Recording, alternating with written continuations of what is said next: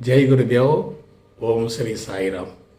దివ్య ప్రేమ స్వరూపులారా, నిన్న మీరు గురు సందేశంలో పోల్చుకొనుట అనే అంశాన్ని గురించి తెలుసుకున్నారు. ఈరోజు చెడు అనేది ఎక్కడా లేదు, చెడు అనేది లేదు అనే అంశాన్ని గురించి తెలుసుకోబోతున్నారు. వాస్తవానికి మానవ జీవితం అనేది సమస్యల సుడిగుండంలో ఇరుక్కుపోవటానికి మూల కారణం ఆలోచన విధానం ఉండటమే, మనసు బలంగా ఉండటమే. మనసే మనిషికి శాపం, అది వరం కానే కాదు. చాలామంది ఏమనుకుంటున్నారంటే మనసు ఉండటం వల్లనే మనిషి అభివృద్ధి చెందాడు అని ఒక అపోహలో ఉంటున్నారు. బిడ్డలారా, మనిషి అభివృద్ధి చెందలేదు, సమూలంగా పతనం అయ్యాడు. భౌతిక పరమైనటువంటి అభివృద్ధి వలన, బాహ్యముఖ ప్రయాణం వలన, ప్రపంచాన్ని ప్రకృతిని పరిశీలించటం వల్ల, సుఖవంతమైన సులభతరమైన జీవితం కోసం ప్రయత్నం చేయటం వల్ల మనిషి అంతరంగం సమూలంగా బలహీనపడింది. ప్రపంచాన్ని మార్చాలి అనేటటువంటి ఒకే ఒక బలీయమైనటువంటి ఆలోచనే మానవ జీవితాన్ని తిరుక్కోలుకోలేని విధంగా దెబ్బతీసింది. ఇవాళ ప్రపంచాన్ని సరిచేయటం అనేది సాధ్యం కానే కాదు.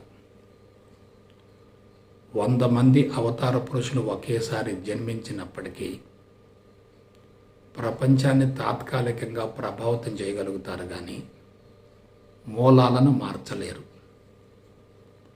మూలాలు సమూలంగా దెబ్బతిన్నాయి. పునాది బీటలు వారింది.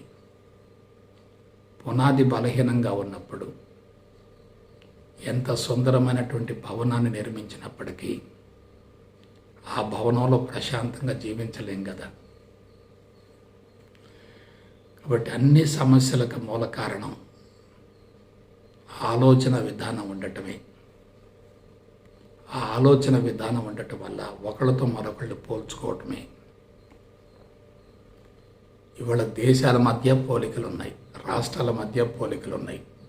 కులాలు, మతాలు, వర్గాలు, ప్రాంతాలు, పార్టీలు, వ్యక్తుల మధ్య కూడా ఒకళ్ళతో మరొకళ్ళు పోల్చుకునేటటువంటి విధానం ఉంది.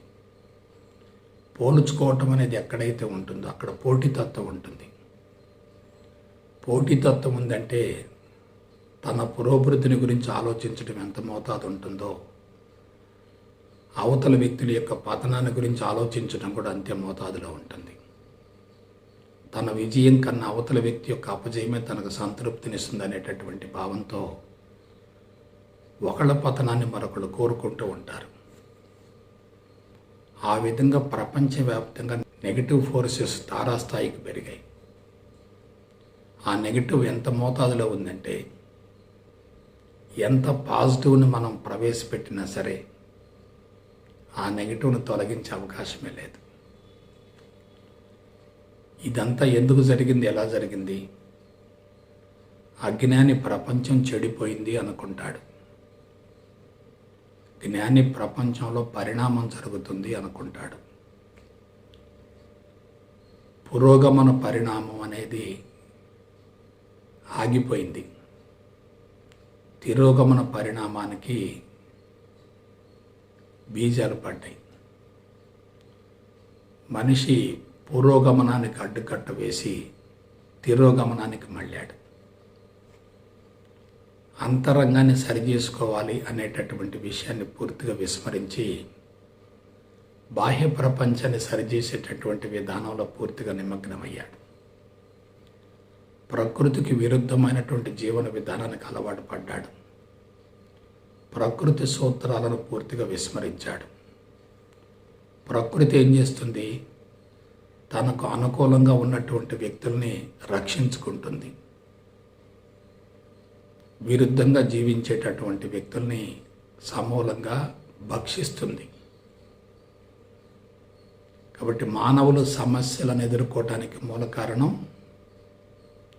ప్రకృతి సూత్రాలను పూర్తిగా విస్మరించటమే, వ్యతిరేకించటమే. ఏమిటి ప్రకృతి సూత్రం? బాహ్య ప్రపంచాన్ని మార్చడం కానే కాదు, అంతరంగాన్ని శుద్ధి చేసుకోవటమే. మీరు జీవ పరిణామాన్ని జాగ్రత్తగా విశ్లేషించుకోండి. జీవికి పరిసరానికి మధ్య ప్రత్యక్ష అవినాభావ సంబంధం ఉంటుంది. పరిసరాలు మారుతుంటే తదనుగుణంగా అంతరంగంలో కూడా తప్పనిసరిగా మార్పులు రావాల్సిందే. పరిసరాలు మారుతూ ఉన్నప్పటికీ అంతరంగంలో మార్పులు కలగకపోతే ఏమవుతుంది? శరీరం బలహీనపడుతుంది. పరిసరాలు మారుతూ ఉన్నప్పుడు వెంటనే స్పందించి అంతరంగ స్వభావాన్ని మార్చుకునేటట్లయితే రెసిస్టెన్స్ పవర్ పెరుగుతుంది. అంటే చెడును ఎదుర్కొనేటటువంటి బలం పెరుగుతుంది, శారీరక దృఢత్వం పెరుగుతుంది, శరీరం పటిష్టంగా దృఢంగా తయారవుతుంది. శరీరం పటిష్టంగా ఉందంటే మనసు కూడా అదే స్థాయిలో ఉన్నట్లే కదా. ప్రస్తుతం కొన్ని వేల సంవత్సరాల నాగరికత పరిణామంలో తరాలు మారే కొలది శరీరాలు బలహీనపడుతున్నాయి కదా. దాన్ని మనం ప్రత్యక్షంగా గమనిస్తూనే ఉన్నాం కదా. అందుకు మూల కారణం ఏంటి? పరిసరాల్లో వచ్చేటటువంటి మార్పులకు అనుగుణంగా, ప్రకృతిలో సంభవించేటటువంటి మార్పులకు అనుగుణంగా అంతరంగంలో మార్పులు సంతరించుకోకపోవటమే. పైగా అంతరంగాన్ని మార్చుకోకుండా ప్రకృతిని తనకు అనుగుణంగా మార్చుకోవాలనేటటువంటి ప్రయత్నం చేయటమే. అందుకు అనుగుణంగానే సాంకేతిక పరిజ్ఞానాన్ని వెలుగులోకి తేవటమే. కాబట్టి ఇదంతా ఏమిటి? మనిషి తిరోగమన పరిణామానికి వెళ్ళాడు, తిరోగమన పరిణామంలో ఉన్నాడు. ఆధ్యాత్మికవేత్తలు దీన్ని పతనం అని భావించరు, పరిణామంలో ఒక భాగం అనుకుంటారు. చెడు అనేది ప్రపంచమంతటా వ్యాపించి ఉన్నప్పుడు దాన్ని ప్రకృతే తొలగించుకునే ప్రయత్నం చేస్తుంది. ఒక వ్యక్తి చెడును తొలగించడం సాధ్యం కాదు, కానీ ప్రకృతే ఆ కార్యక్రమానికి శ్రీకారం చుడుతుంది, చుట్టింది కూడా. కాబట్టి మనిషి భౌతికంగా అభివృద్ధి చెందాలి అనేటటువంటి ఒకే ఒక భావంతో చేసినటువంటి ప్రయత్నాల వల్ల శరీరాలు పూర్తిగా నిర్వీర్యమైపోయాయి. శరీరాలు నిర్వీర్యమైపోయినప్పుడు ఫలవంతమైన సంతానాన్ని ప్రకృతికి అందించే అవకాశం ఉండదు కదా. ఫలవంతమైన సంతానాన్ని అందించలేకపోతే ఆ సంతానాన్ని పోషించడం చాలా కష్టమవుతుంది కదా. బలహీనమైనటువంటి సంతానాన్ని గురించి మనం అతిగా ఆలోచిస్తూ వాళ్ళకి భౌతిక సంపదను పోగు చేసి పెట్టడం అంటే వాళ్ళని ఇంకా బలహీనపరచడమే కదా. కాబట్టి మనిషి యొక్క మూలాలు ఎక్కడ దెబ్బతిన్నాయి? ఆలోచన విధానంలో పొరపాటు ఉంది, జీవన శైలిలో పొరపాటు ఉంది, జీవన విధానంలో పొరపాటు ఉంది, జీవితాన్ని కొనసాగించేటటువంటి విధానంలో పొరపాటు ఉంది. కాబట్టి ప్రపంచాన్ని సరిచేయాలి అనేటటువంటి భావన బలీయంగా ఉండటానికి మూల కారణం ఏంటంటే ప్రకృతి సూత్రాలను గురించి అవగాహన లేకపోవటం, పరిణామాన్ని గురించి సరైనటువంటి విషయ పరిజ్ఞానం తెలియకపోవటం. పరిణామం ఎలా జరుగుతుంది? పరిసరాలకు అనుగుణంగా పరిణామం జరగాలి తప్ప పరిసరాలను మార్చే విధంగా పరిణామం జరగకూడదు. కష్టించి పనిచేసేవాళ్ళు, ప్రకృతికి అనుగుణంగా జీవించేవాళ్ళు, ఎండకి ఎండేవాళ్ళు, వర్షానికి తడిచేవాళ్ళు, చలిలో వణికేటటువంటి వాళ్ళని మీరు జాగ్రత్తగా పరిశీలించండి. వాళ్ళ జీవితకాలం పొడిగించబడుతుంది కదా. వాళ్ళు ఎటువంటి మందులు వాడకుండానే నిండు నూరేళ్ళు ఆరోగ్యంగా జీవిస్తున్నారు కదా. ఇంత తెలివి మేధా సంపత్తున్నటువంటి మానవులు దాని గురించి ఎందుకు ఆలోచించడం లేదు? ఆ జీవన విధానంలో ఉన్నటువంటి ఔన్నత్యాన్ని ఎందుకు గుర్తించడం లేదు? భౌతిక సంపదను సమకూర్చుకోవటమే జీవిత పరమావధిగా మారినప్పుడు ప్రకృతి అటువంటి వ్యక్తులను తప్పనిసరిగా శిక్షిస్తుంది కదా. ప్రపంచంలో ఏ వ్యక్తి అయినా సరే ప్రకృతికి లోబడి జీవించవలసిందే కదా. కాబట్టి మనిషి ప్రకృతిలో ఒక భాగమే తప్ప ప్రకృతికి అతీతం కాదే, ప్రకృతి కంటే భిన్నం కాదే, ప్రకృతి కంటే వేరు కాదే. నేను ప్రకృతిలో ఒక భాగం అనుకున్నప్పుడు ప్రకృతి సూత్రాలను తప్పనిసరిగా పాటించవలసిందే కదా. నేను ప్రకృతి నుండి వేరనే భావంతో ప్రకృతి సూత్రాలను వ్యతిరేకిస్తూ ఉండి పాటించకపోతే తప్పనిసరిగా తిరోగమనం జరుగుతుంది కదా. ఇప్పుడు జరుగుతున్నదంతా తిరోగమన పరిణామమే కదా. తిరోగమన పరిణామం తీవ్ర స్థాయిలో ఉన్నప్పుడు మనం ప్రపంచాన్ని మార్చడం ఎలా సాధ్యమవుతుంది? చుట్టూన్నటువంటి వ్యక్తులను అనుకూలంగా మార్చుకోవాలి అనే తపన, ఆరాటం ఎక్కువగా ఉన్నాయంటే అది నీ అంతరంగంలో ఉన్నటువంటి అసంతృప్తి తప్ప బాహ్య ప్రపంచానికి సంబంధించింది కానే కాదు. అమాయకుడు ఆరాట పట్టలేదు కదా. తెలివి మేధా సంపత్తి ఉన్నటువంటి మేధావులే ఆ విధంగా ఆలోచిస్తున్నారు కదా. అమాయకుడు ప్రశాంతంగా ఉంటున్నాడా? మేధావి ప్రశాంతంగా ఉంటున్నాడా? ఏమీ తెలియకపోయిన అమాయకుడే ప్రశాంతంగా ఉంటున్నాడు కదా. అన్నీ తెలిసినటువంటి మేధావే అసంతృప్తిని, అశాంతిని పెంచుకుంటున్నాడు కదా. ఆరోగ్యాన్ని కోల్పోతున్నాడు కదా. జీవితకాలం కుదించబడుతుంది కదా. ఇవన్నీ కామన్ సెన్స్తో ఆలోచించవలసినటువంటి అతి సామాన్యమైనటువంటి అంశాలు. దీనికి ఆధ్యాత్మికతను పణంగా పెట్టి ఆ మార్గంలో ఏదో ఉందనేటటువంటి భావంతో పరుగులు తీస్తున్నారంటే అది కూడా బాహ్యముఖ ప్రయాణమే కదా. కాబట్టి అంతర్ముఖం అంటే ఏమిటి? పరిసరాలను మార్చకుండా పరిసరాల్లో వచ్చేటటువంటి మార్పులకు అనుగుణంగా అంతరంగ స్వభావాన్ని మార్చుకోవటం, అంతరంగ స్థితిని మార్చుకోవటం, శరీరాన్ని పటిష్టం చేయటం, శరీరాన్ని దృఢంగా ఉంచుకోవటం, శరీరాన్ని శక్తివంతంగా ఉంచుకోవటం. అందుకు ఒకే ఒక మూల సూత్రం ఏంటంటే మనోబలాన్ని పెంపొందించుకోవటం. మనోబలం ఎప్పుడు పెరుగుతుంది? భౌతికవాదపు మత్తు నుండి బయటపడితే పెరుగుతుంది. శారీరక మట్టం నుండి బయటపడితే పెరుగుతుంది. ఇంద్రియ మట్టం నుండి బయటపడితే పెరుగుతుంది. శారీరక ఇంద్రియ మట్టాలు బలోపేతం అవుతున్నాయంటే మనసు బలహీనం అవుతున్నట్లే. మనసు బలహీనం అవుతుందంటే మనోబలం తగ్గుతున్నట్లే. కాబట్టి జాగ్రత్తగా ఆలోచించండి. ప్రపంచంలో ఎక్కడా చెడు అనేది లేదు. మీరు ఆధ్యాత్మిక కోణంలో పరిశీలించిన, లౌకిక పరంగా పరిశీలించిన, మనస్తత్వం పరంగా పరిశీలించిన, శాస్త్రయుక్తంగా అధ్యయనం చేసిన, ఏ విధంగా ఆలోచించినా సరే ప్రపంచంలో చెడు అనేది ఎక్కడా లేదు. అంతా భగవంతునిలో ఒక భాగమే. ఏకం నిత్యం విమల మచ్చలం అంటే ఏమిటి? అంతా ఒకటే కదా. సర్వం బ్రహ్మమయం అంటే ఏమిటి? అంతా ఒకటే కదా. మరి రెండెందుకు కనపడుతున్నాయి? అది మాయ, భ్రమ, భ్రాంతి, పిచ్చి, వెర్రి, వ్యామోహం. అది దృష్టిలో ఉన్నటువంటి లోపం తప్ప అక్కడ ఉన్నది మాత్రం కానే కాదు. ఒక జ్ఞానికి ప్రపంచం ఒకటిగా కనిపిస్తుంది.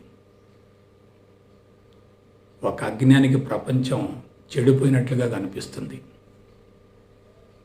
ఇద్దరు ఒకే ప్రపంచాన్ని చూస్తున్నారు కదా. ఒకళ్ళకి మంచిగా ఎందుకు కనపడుతుంది, మరొకళ్ళకి చెడుగా ఎందుకు కనపడుతుంది? జ్ఞాని చెడులో మంచిని చూస్తున్నాడు, అజ్ఞాని మంచిలో కూడా చెడుని చూస్తున్నాడు.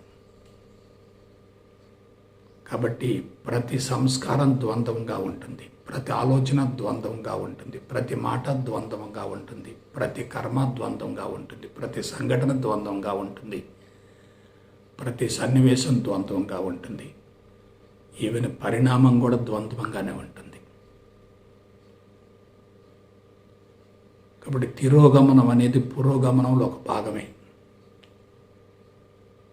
తిరోగమనాన్ని గురించి కలత చెందకూడదు. అది పురోగమనం పెరిగినందువల్ల తిరోగమనానికి మళ్ళింది. ఏమిటా పురోగమనం? భౌతికపరమైన పురోగమనం, బాహ్యపరమైనటువంటి పురోగమనం. కాబట్టి ప్రపంచాన్ని మార్చాలి అనేది తిరోగమన పరిణామం. ప్రపంచాన్ని మార్చాలి అనేటటువంటి ప్రక్రియలో మనిషి ఏం చేశాడంటే భౌతికపరమైనటువంటి పురోభివృద్ధిని గురించి ఆలోచించాడు. భౌతికపరమైనటువంటి పురోగమనంలో మానసిక పరమైనటువంటి తిరోగమనం దాగి ఉంది. కాబట్టి భౌతికపరమైనటువంటి పురోగమనమే మానసిక పరమైనటువంటి తిరోగమనానికి దారితీసింది. ఇదే అందరూ తెలుసుకోవలసినటువంటి నగ్న సత్యం. ద్వంద్వాలను గురించి అవగాహన గావించుకోగలిగితే చెడును మంచిని మనం వేరు చేయం. మంచి నుండి చెడు వస్తుంది. చెడు తాత్కాలికంగా కొంతకాలం కొనసాగుతుంది, తిరిగి మరలా మంచిలో కలిసిపోతుంది. మనకు బాహ్యంగా చెడు కనపడుతుందంటే దాని వెనుక మంచి ఉంటుంది. మంచి లేకుండా చెడుకు అవకాశమే లేదు. మంచిని గుర్తించాలంటే తప్పనిసరిగా చెడు ఉండాలి. మంచి చెడులు రెండు కూడా వేరు కావు, ఒకదానితో మరొకటి సన్నిహిత సంబంధాన్ని కలిగి ఉంటాయి. అవి రెండు అన్యోన్య ఆశ్రయాలు. మనం చెడును వ్యతిరేకిస్తూ మంచిని కోరుకుంటున్నామంటే ద్వంద్వాలకు అతిగా అనవసరంగా ప్రాధాన్యతనిస్తున్నామని భావించాలి. ద్వంద్వాల మధ్య ఘర్షణ పడకూడదు, ద్వంద్వాలను వ్యతిరేకించకూడదు, ద్వంద్వాలను కోరుకోకూడదు, ద్వంద్వాల్లో ఇరుక్కోకూడదు. ద్వంద్వాలను అధిగమించాలి, కాదు ద్వంద్వాలను వదిలేయాలి. అయితే ఒకే ఒక ప్రమాదకరమైనటువంటి మానవ మనస్తత్వం ఏంటంటే మనిషి చెడును భరించలేడు, అసంతృప్తిని భరించలేడు, అశాంతిని భరించలేడు, రుగ్మతలను భరించలేడు, మరణాన్ని భరించలేడు. చుట్టూ జరిగేటటువంటి విషయాల్లో ఉన్నటువంటి నెగటివ్ను చూస్తూ దాన్ని భరించలేడు. అందువల్ల నెగటివ్ను తొలగించుకునే ప్రయత్నం చేస్తూ ఉంటాడు. నెగటివ్ను వ్యతిరేకిస్తూ ఉండి దానిని అసౌకర్యంగా భావిస్తూ దానిని తొలగించుకునే ప్రయత్నం చేయటం అంటే పరోక్షంగా పాజిటివ్ను ఆశించడమే కదా. కాబట్టి పాజిటివ్ను ఆశించటం అన్నా చెడును వ్యతిరేకించటం అన్నా ద్వంద్వాలకు ప్రాధాన్యతను ఇవ్వటమే. ద్వంద్వాలకు ప్రాధాన్యతనివ్వటం అంటే ఏకత్వాన్ని గుర్తించకపోవటమే. సర్వం బ్రహ్మమయం అనేటటువంటి అంశం అనుభవంలోకి రాకపోవటమే. మరొక కీలకమైనటువంటి విషయం చెప్తాను. మనిషి జ్ఞానపరంగా ఎదగాలంటే, సత్యం వైపుకు మళ్ళాలంటే కష్టాలు, నష్టాలు, బాధలు, ఇబ్బందులు, అపజయాలు, అవమానాలు, ఓటములు, వైఫల్యాలు, హింసలు, దౌర్జన్యాలు జరుగుతూ ఉండవలసిందే. ఎప్పుడైతే కృత్రిమమైనటువంటి జీవితంలో పూర్తిగా ఇరుక్కుని పోతాడో ఇవన్నీ సంభవిస్తూ ఉంటాయి. ఇవన్నీ సంభవించటం వల్ల మనిషిలో ఒక అన్వేషణ మొదలవుతుంది, పరిశోధన మొదలవుతుంది. ఏమిటా పరిశోధన? నేను జీవిస్తున్న జీవితం ఎక్కడో సరైంది కాదనేటటువంటి భావన పెరుగుతుంది.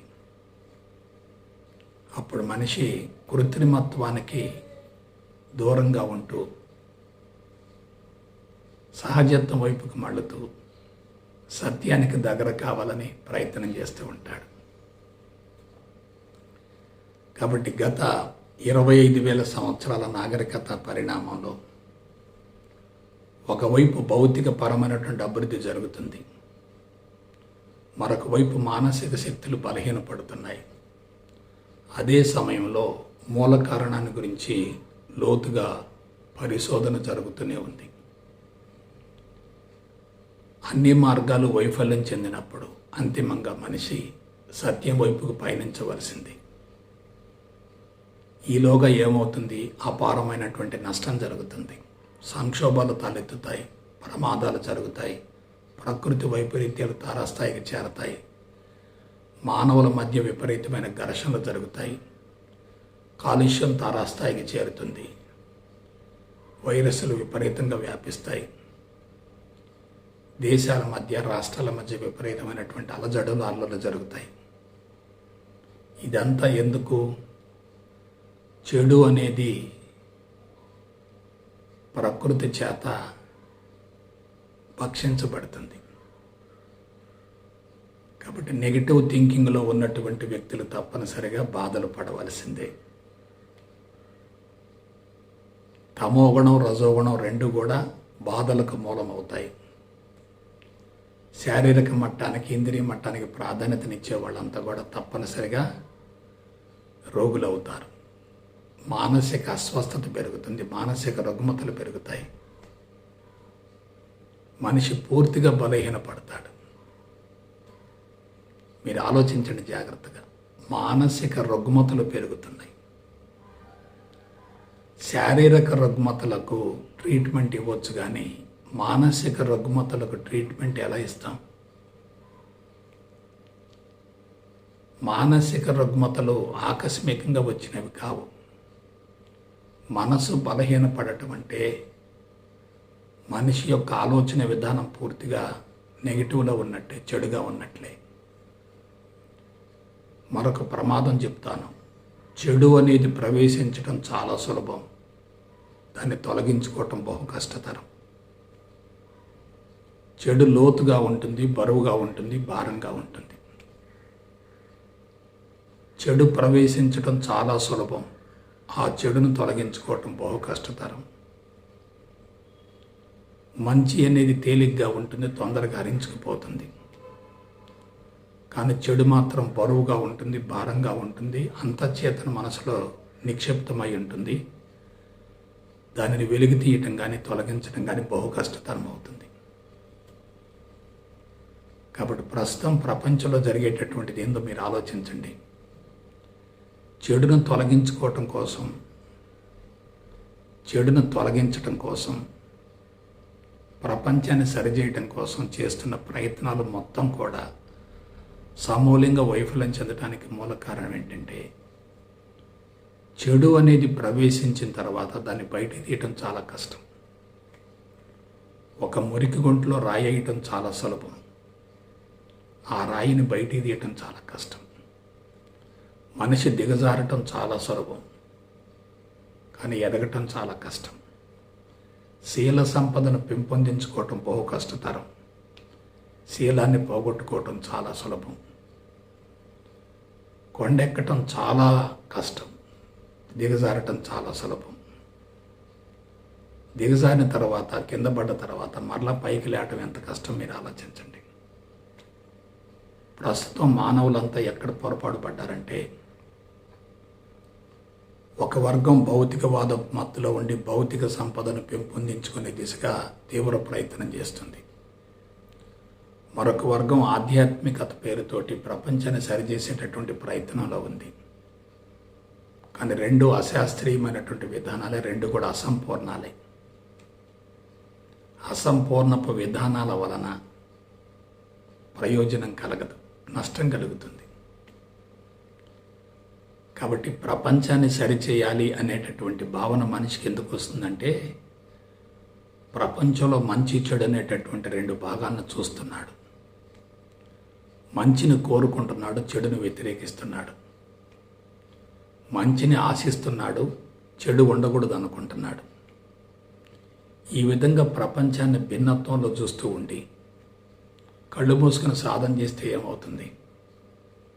ఆ సాధనలో కూడా మంచి చెడులు ఉంటాయి కదా. మంచిని కోరుకోవటం జరుగుతుంది, చెడుని వ్యతిరేకించడం జరుగుతుంది కదా. సంతృప్తి అసంతృప్తుల మధ్యనే సాధన కొనసాగుతుంది కదా. కాబట్టి జాగ్రత్తగా ఆలోచించండి. మంచి నుండే చెడు వస్తుంది. ఆ చెడు తాత్కాలికంగా కొంతకాలం ఉంటుంది. ఆ చెడు మరలా తిరిగి మంచిలో కలిసిపోతుంది. మంచిని ఆధారం అనుకుంటే చెడు అనేది ఆధేయం. కానీ మనకేమవుతుంది? మంచి కనిపించటం లేదు, చెడు కనిపిస్తుంది. ఎందువల్ల? చెడు ఆధిక్యతను సంతరించుకుంటుంది. అందుకు మూల కారణం ఏంటి? మంచి అనేది బలహీనంగా ఉంటుంది, చెడు అనేది బలంగా ఉంటుంది. అది లోతుగా బరువుగా రికార్డ్ అవుతుంది. ఒక చెడు అభిప్రాయం ఏర్పడటం చాలా సులభం, ఆ చెడు అభిప్రాయాన్ని తొలగించుకోవటం చాలా కష్టం. మానవ మేధస్సులో ఉన్నటువంటి ఒకే ఒక బలహీనత ఏమిటంటే చెడును తొలగించుకోవటం కోసం ప్రయత్నం చేస్తూ ఉంటాడు, ఆ చెడును వ్యతిరేకిస్తూ ఉంటాడు. దేన్నైతే వ్యతిరేకిస్తూ ఉంటారో అది ఇంకా లోతుగా బలపడుతూ ఉంటుంది. చెడును వ్యతిరేకిస్తూ ఉండటం అంటే దాన్ని ఇంకా పెంపొందించుకోవటమే కదా. కాబట్టి చెడు ఏమైంది? బరువుగా ఉంది, భారంగా ఉంది, లోతుగా రికార్డ్ అయింది. ఆ లోతుగా రికార్డ్ అయిన దాన్ని బయటికి తీయటం అంటే చాలా కష్టం. అదే తర్వాత తరానికి అందించబడుతుంది, అదే సంచితంగా మారుతుంది. కాబట్టి మనకు సంచితంలో వచ్చే అన్నీ కూడా చెడు కర్మలే, చెడు సంస్కారాలే. ఉత్తమ సంస్కారాలు ఉన్నప్పటికీ, కొద్దిపాటి చెడు సంస్కారాల మోతాదు ఉన్నప్పటికీ ఆ ఉత్తమ సంస్కారాల ప్రభావం సమూలంగా హరించి వేయబడుతుంది. పైగా సమాజం ఎలా ఉంది, జీవన విధానం ఎలా ఉంది, అలవాట్లు ఎలా ఉన్నాయి, ఆచారాలు ఎలా ఉన్నాయి, వ్యవహారాలు ఎలా ఉన్నాయి, ప్రజా సంబంధాలు ఎలా ఉన్నాయి. సంవత్సరం గడిచిందంటే ఇంకా దిగజారుతున్నాయి కదా. దిగజారుతున్నాయంటే సమాజం పూర్తిగా కలుషితమైనట్లే కదా. ఎప్పుడైతే సమాజం కలుషితం అవుతుందో ఆ ప్రభావం మనిషి మీద ప్రత్యక్షంగా కనిపిస్తుంది కదా.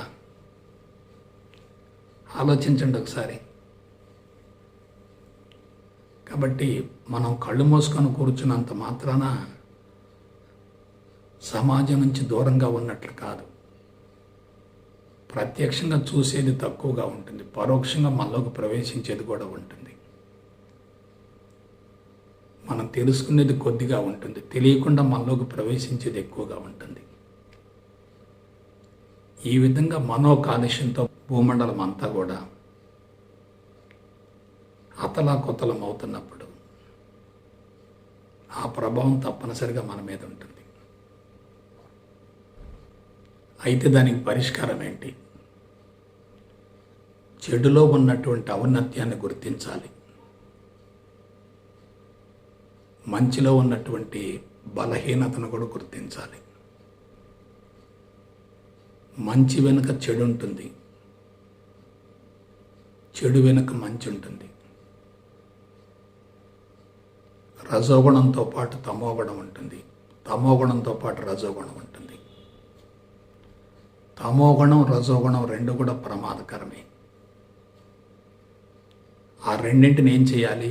సమన్వయం చేయాలి, సమత్వంలో ఉంచాలి, సమతుల్యంలో ఉంచాలి.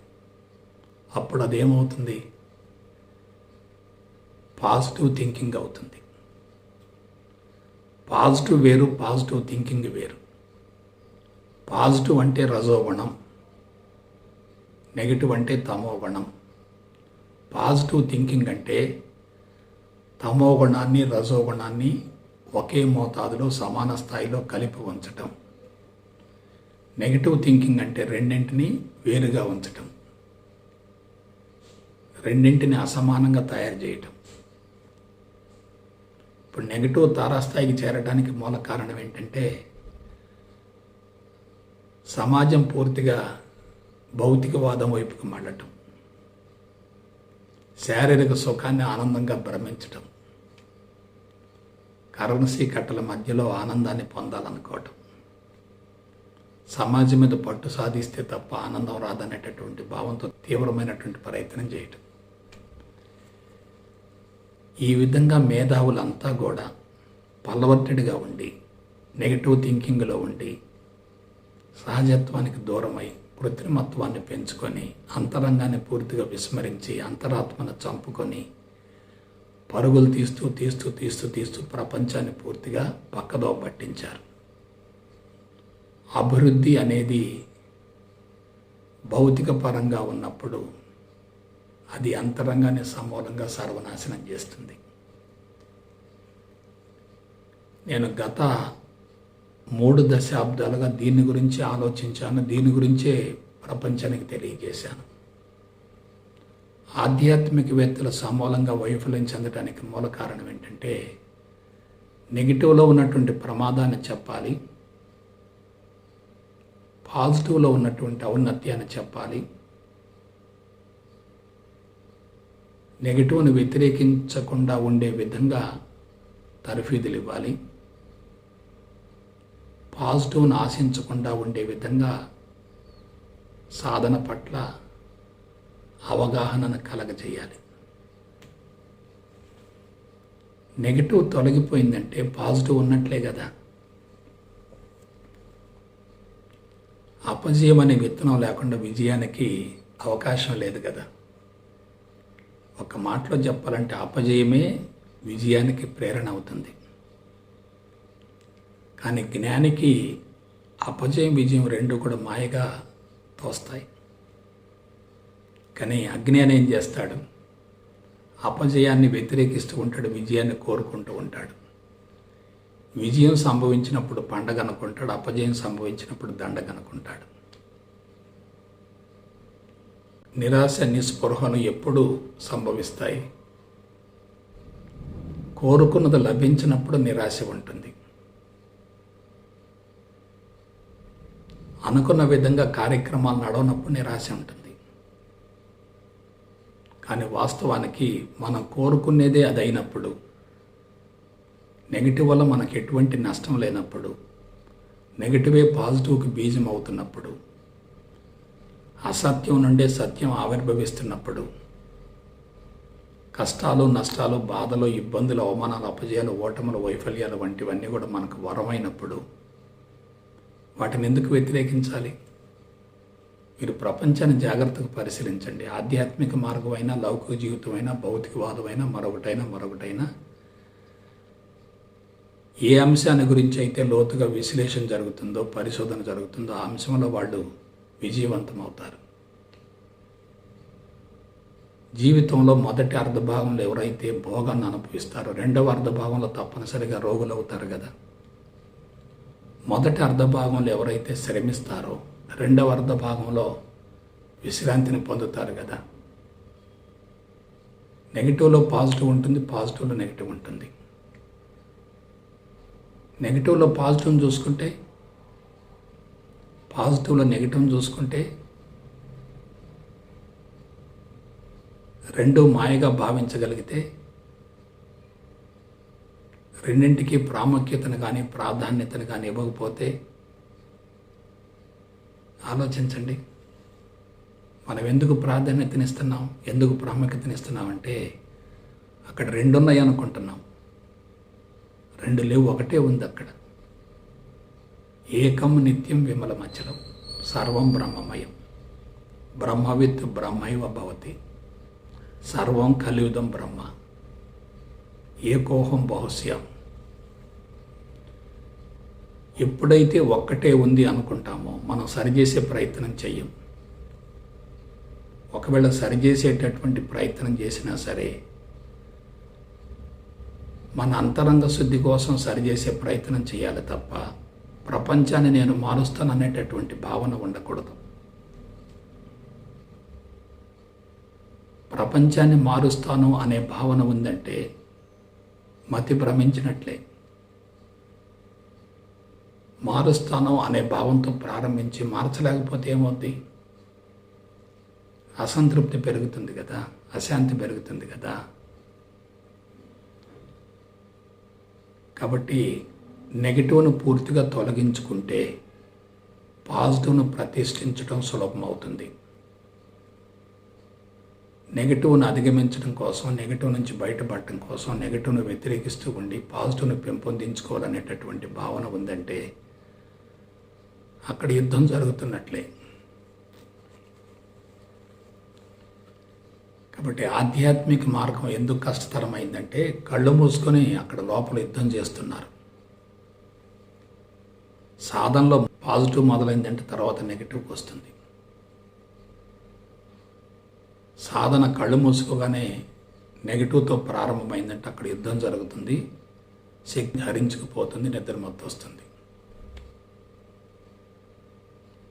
నెగిటివ్ని వ్యతిరేకించకూడదు, నెగిటివ్తో ఘర్షణ పడకూడదు, నెగిటివ్ ఉండకూడదు అనుకోకూడదు.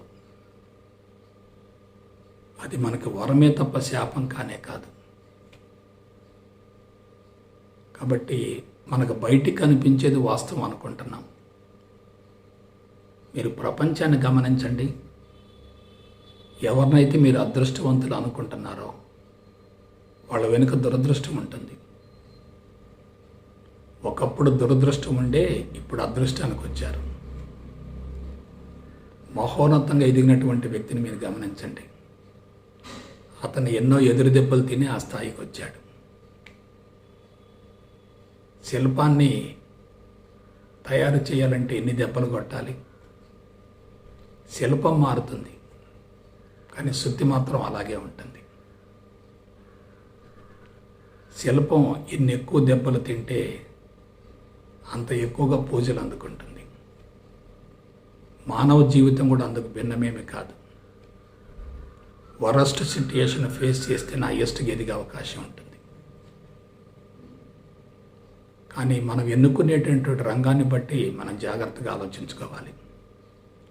భౌతికవాదపు మత్తులో ఉండి విజయాన్ని సాధించడం అంటే దాని వెనుక తప్పనిసరిగా అపజయం ఉంటుంది.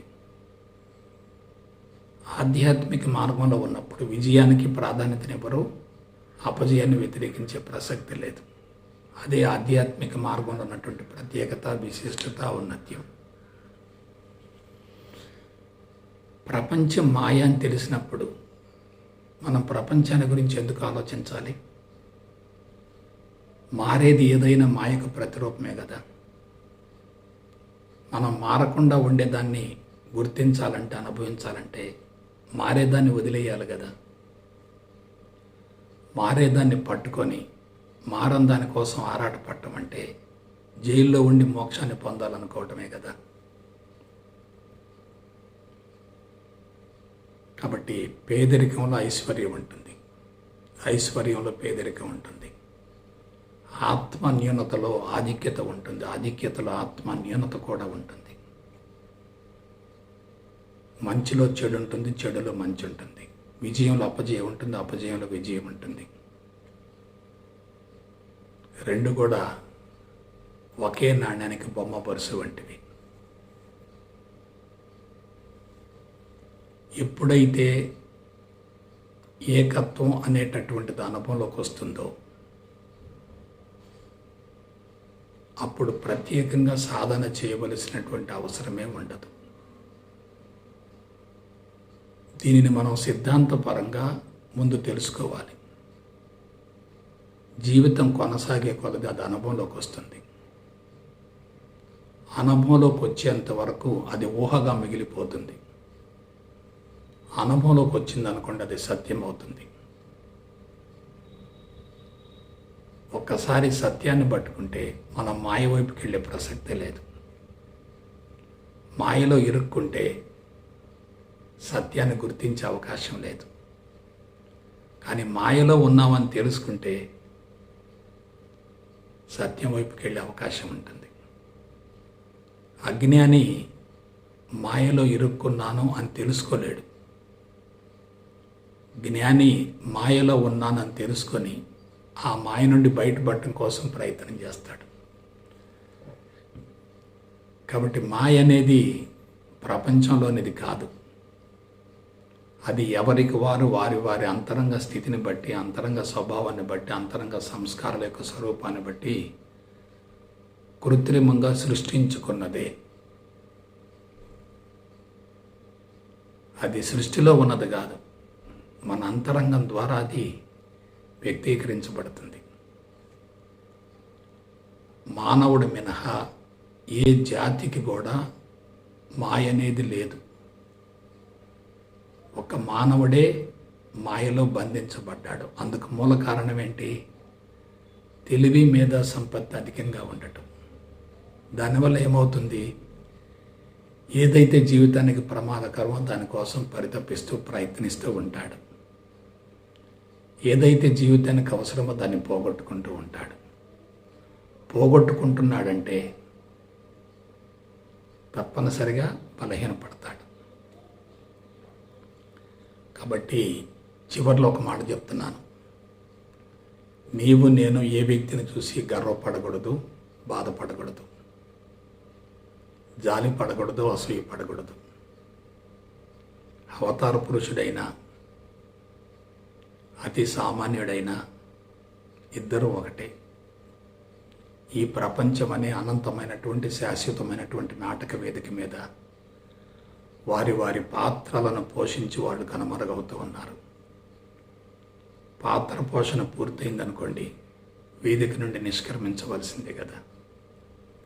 ఆ పాత్ర పోషణ సరిగా లేకపోతే తప్పనిసరిగా నాటకంలో అతనికి శాశ్వతమైనటువంటి స్థానం ఉండదు కదా. ఒక యజమానిగా, భర్తగా, తండ్రిగా, తాతగా, బాధ్యతయుతమైనటువంటి పౌరుడిగా తన పాత్రను సక్రమంగా, సమర్థవంతంగా నిర్వహించగలిగితే అతనికి ఆరోగ్యాన్ని గురించి, ఆయువుని గురించి ఎటువంటి డోకా ఉండదు కదా. పాత్రలో వైఫల్యం చెందితే మనిషి జీవితం అసంతృప్తిగా, అసంపూర్ణంగా ముగుస్తుంది కదా. ఇప్పుడు మనుషులంతా ఏమవుతున్నారు? తమ జీవిత పాత్రలను సక్రమంగా పోషించలేకపోతున్నారు. మాతృత్వం అనేటటువంటి యజ్ఞాన్ని సక్రమంగా నిర్వహించలేకపోతున్నారు. దివ్యత్వంలో కలవలేకపోతున్నారు. మాతృత్వం, దివ్యత్వం రెండూ ఉంటే ఇక ప్రపంచంలో మనకేం అవసరం ఉండదు. ఆ మాతృత్వాన్ని, దివ్యత్వాన్ని కోల్పోయినప్పుడు మనిషి ఎలా ఉంటాడు? నీటి నుండి బయటపడ్డ చేపలాగా ఉంటాడు. కాబట్టి కృత్రిమమైనటువంటి భౌతిక సంపద పట్ల ఎవరికైతే ఆకర్షణ ఉంటుందో వాళ్ళంతా కూడా మాయలో ఉన్నట్లే. విలువలేని ప్రపంచానికి విలువనిస్తున్నారంటే వాళ్ళకి జీవితపు విలువ తెలియనట్లే. జీవితాన్ని యాంత్రికంగా, బలవంతంగా, బానిస భావంతో కొనసాగిస్తున్నారంటే వాళ్ళు ఊబిలో ఉన్నట్లే. కాబట్టి స్వేచ్ఛ ఎప్పుడు లభిస్తుంది? అంతరంగాన్ని సమూలంగా శుద్ధి చేసుకుంటేనే స్వేచ్ఛ లభిస్తుంది. బాహ్య ప్రపంచాన్ని సరిచేయటం ద్వారా స్వేచ్ఛ లభించే ప్రసక్తి లేదు. చెడును మంచిని రెండుగా చూస్తున్నప్పుడు తప్పనిసరిగా ఘర్షణ ఉంటుంది. చెడును మంచిని రెండింటిని వదిలివేయగలిగితే ఘర్షణ ఆగిపోతుంది. కాబట్టి ఘర్షణకు మూల కారణం ఏంటి? ద్వంద్వాల మధ్య ఇరుక్కోవటమే. ద్వంద్వాలు సత్యమా మాయ? సత్యం కానే కాదు, మాయకు ప్రతిరూపమే. ఎందువలన? పరమాత్మ ఒక్కటే సత్యం. కనిపించే భౌతిక ప్రపంచం మొత్తం మాయ. సృష్టి కానీ, స్థితి కానీ, లయ కానీ, సంకల్పాలు కానీ, కార్యక్రమాలు కానీ, కోరికలు కానీ, ఆశయాలు కానీ, గమ్యాలు కానీ, లక్ష్యాలు కానీ, ఇవన్నీ కూడా మనిషి తనకు తానుగా సృష్టించుకున్నటువంటి విషవలయం. దానిలో పూర్తిగా బందీ అయ్యాడు. కాబట్టి విషవలయంలో ఇరుక్కొని ఆనందంగా జీవించడం అంటే సాధ్యమయ్యే ప్రసక్తే లేదు. సుఖాన్ని వదులుకుంటేనే ఆనందం వస్తుంది. కానీ సుఖంలో ఇరుక్కుపోయినటువంటి వ్యక్తి ఆనందాన్ని వదులుకుంటాడు, కానీ సుఖాన్ని మాత్రం వదులుకోలేడు. శరీరాలు కొన్ని వస్తువులకి, కొన్ని పరికరాలకి పూర్తిగా బానిసయ్యాయి. భౌతికవాదం అనేది ఒక వ్యసనంగా మారింది. వస్తు సంపద అనేది లేకుండా మనిషి బ్రతికే అవకాశం లేకుండా పోయింది. ఇటువంటి స్థితిలో మనిషిని కూర్చోబెట్టి వేదాంతం వల్లిస్తే ప్రయోజనం ఏమిటి? ఆధ్యాత్మిక మార్గం వెలుగులోకి వచ్చినప్పుడు వాళ్ళు ప్రకృతిలో ఉన్నారు, ప్రకృతిలో మమేకమయ్యారు, ప్రకృతిలో ఒక భాగం అనుకున్నారు, ప్రకృతిలో లభించిందే వాళ్ళు స్వీకరించారు. ప్రకృతిని ఎక్కడా కూడా మార్చలేదు, ప్రకృతి మీద పొరపాటును కూడా ప్రయోగాలు చేయలేదు. పైగా ప్రకృతిని పరమార్థంగా భావించారు, పరమాత్మగా భావించారు, భగవంతుడిగా భావించారు. అది ఆధ్యాత్మికత అంటే. ఇవాళ ఒకవైపు కృత్రిమైనటువంటి జీవితానికి అలవాటు పడి భౌతికవాదపు మత్తులో ఉండి చుట్టూ వస్తు సంపదని సేకరించుకొని నేను ఆధ్యాత్మికంగా ఎదుగుతానంటే అంతకు మించినటువంటి ఆత్మవంచన మరొకటి ఏముంటుంది? ఇవాళ ఆధ్యాత్మిక మార్గంలో ప్రవేశించే వాళ్ళంతా ఎవరు? కార్పొరేట్ పీపులే కదా, ధనవంతులే కదా, సుఖపడే వాళ్లే కదా, అవసరానికి మించి సమకూర్చుకున్నటువంటి వాళ్లే కదా. ఆధ్యాత్మికతను అందించే విధానం కూడా ఎలా ఉంది చెప్పండి? సుఖపెడుతూ ఆధ్యాత్మికతను అందిస్తున్నారు. సుఖపడటం అన్నా సుఖపెట్టడం అన్నా ఆధ్యాత్మికతకు విరుద్ధమే కదా. ఎండలో ఎండుతూ వర్షంలో తడుస్తూ చల్లో వణుకుతున్నప్పుడు అటువంటి వ్యక్తులకు ప్రత్యేకంగా సాధనతో అవసరం ఏంటి? కాబట్టి భౌతికవాదం మత్తులో ఆధ్యాత్మికతను పెంచుతూ ప్రపంచాన్ని మారుస్తున్నామంటే అంతకు మించినటువంటి దురదృష్టం మరొకటి ఏముంటుంది? కళ్ళు మూసుకొని కూర్చొని ఏం చేస్తున్నారు వీళ్ళంతా? ఇంకా పథకాలు వేస్తున్నారు, ప్రణాళికలు వేస్తున్నారు, సంస్థల యొక్క విస్తరణ కోసం ఆలోచిస్తున్నారు, అందుకు వనరులు సేకరించుకుంటూ ఉంటున్నారు, కట్టడాలను పెంచుకుంటూ ఉన్నారు, ప్రకృతి వనరులను పతనం చేస్తూ ఉన్నారు, దాన్ని ఆధ్యాత్మికంగా చూపిస్తూ ఉన్నారు. అటువంటప్పుడు భౌతికవాదానికి ఆధ్యాత్మికతకు వ్యత్యాసం ఏముంటుంది? భౌతికవాదపు మత్తులో ఆధ్యాత్మికత ఉన్నప్పుడు మనిషి అంతరంగాన్ని శుద్ధి చేసుకునే అవకాశం ఉండదు కదా. కాబట్టి ఇవన్నీ అందరూ తెలుసుకోవలసినటువంటి నగ్న సత్యాలు. లౌకిక జీవితంలో చెడు మంచిని రెండును విభజించాలి, కానీ అంతరంగంలో అవి రెండు ఒకటని భావించాలి. అందుకే ఆదర్శానికి అద్వైతం ఉండాలి, ఆచరణకు ద్వైతం ఉండాలి. అంతరంగంలో అద్వైతం ఉన్నప్పుడు ఆచరణ ఎలా ఉన్నా పర్వాలేదు. అంతరంగంలో ద్వైతాన్ని పెట్టుకొని అద్వైతాన్ని గురించి మాట్లాడినా బోధించినా ఎటువంటి ప్రయోజనం ఉండదు. కాబట్టి లౌక్యాన్ని అంతరంగాన్ని వేరు చేయకూడదు, రెండింటిని సమన్వయం చేయాలి, సమతుల్యంలో ఉంచుకోవాలి. అప్పుడే జీవిత పరమార్థం నెరవేరుతుంది. కాబట్టి బిడ్డలారా, చెడును గురించి కలత చెందకుండా అందుకు మూల కారణాన్ని తెలుసుకొని ఆ చెడు నుండి బయటపడి సమస్త మానవాళిని విడుదల గావించడం కోసం మీ వంతు ప్రయత్నం చేయటానికి వీలుగా మిమ్మల్ని మీరు సంస్కరించుకొని ముందుకెళతారని మనస వాచ కర్మణ కోరుకుంటూ సెలవు తీసుకుంటా. జై గురుదేవ్, జై గురుదేవ్, జై గురుదేవ్.